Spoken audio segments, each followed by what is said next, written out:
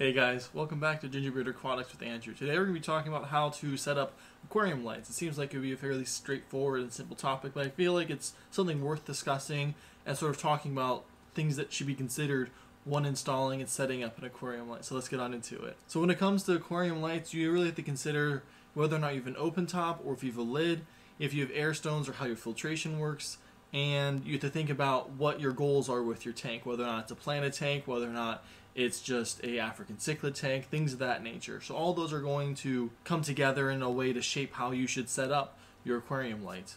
Before we even talk about everything that I mentioned before, we need to think about whether or not we have our lights on a timer. This is, I would say, paramount to aquarium lights, is that you have a timer for them, because that will make sure that your lights always turn on and they always turn off. There will never be any accidents of, oh, I left my light on for 24 hours or 36 hours and I have a massive algae bloom now. With this system, with an aquarium timer or just a timer that you plug your lights into, all of that is regulated for you. You don't have to worry about it, and it's all set up, and you can set the amount of photo period that you want. So I would say before we even start talking about how to set up a light on top, you want to make sure that you have a timer for your light so that it is regulated and it will limit the amount of algae that you have in terms of accidentally leaving a light on, either in a planted tank or in a fish only tank or a tank that doesn't have any live plants. And while we're down here with the cords, the other thing you want to make sure you do is you want to make sure that you have a drip loop at some point inside of your line from your light to your outlet, because you don't want any water that might potentially escape on that power line, like on the side here, to be able to drip down onto your power source and actually ruin the light or get the outlet fried.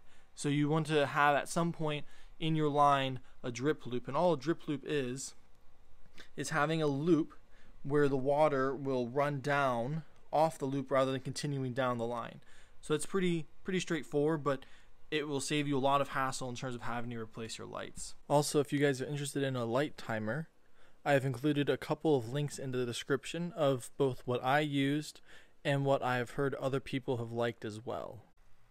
So now we're actually talking about the lights, and the first thing we have to think about is whether or not we have an open top or a closed top. And all that means is that whether or not you have a lid protecting your light from the water, or whether or not you have no lid and your light is exposed to any of the water that is bubbling up into the light. So on my tank I have a actual lid because of this in the back here, which I will show you. So in the back you can see in that little corner there's some green, and then it's a lot clearer back there in comparison to the rest of the glass. And that's because that is where I have my under gravel filter set up. And all of that air is bubbling and popping right there. And that lid is protecting the bottom side of my light. If I didn't have that glass lid there, and I have an air stone for instance, all of those bubbles are going to be popping, and that water is then going to pop up onto the underside of my light.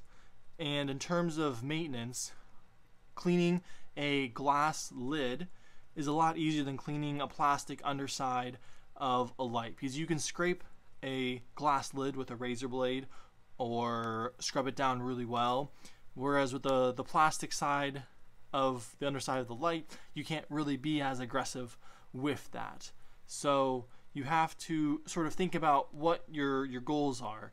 If you want to have an open top tank, maybe you want to elevate your light higher up off of it so that that splashing is not impacted by it at all. But then you have to rely upon some other type of system to elevate your lights or to hang your lights, which you could use by pendants from the ceiling that would be able to drop down and hook in and hold them up. But that's just another thing that you could do. In terms of filters, we have two examples here. You can see, as we're talking about before, the bubbles popping over here with the under gravel filter with the air stone. But on the right hand side we have a hang on back filter, and you notice that there isn't any type of algae growth or water getting onto the bottom side of the surface of the glass because it is a hang on back filter. So another thing to take consideration with light setup is what type of filters you have with that. So if you have a sponge filter or a box filter or an under gravel filter, something that has air bubbles popping, you're probably going to consider a glass lid here to protect your lights from all the water and algae growth that will be happening. Whereas if you have a hang on back filter and a canister filter, you might be able to have a open top, meaning no glass lid, so that your lights don't have to really worry about all of that mineralization and calcium buildup and algae accumulating on the lights themselves. Finally, we can talk about whether or not you have a planted tank or a just fish only tank or aren't growing plants. So in terms of setting up your lights, the glass lid here is going to diffuse, reflect, refract, scramble the light coming through it. So you're going to lose some percentage of your light as it passes through this glass down into your aquarium. Whereas if you have an open top, that light can easily just pass through the air and into the water and then can disperse and do everything like it normally would do down there.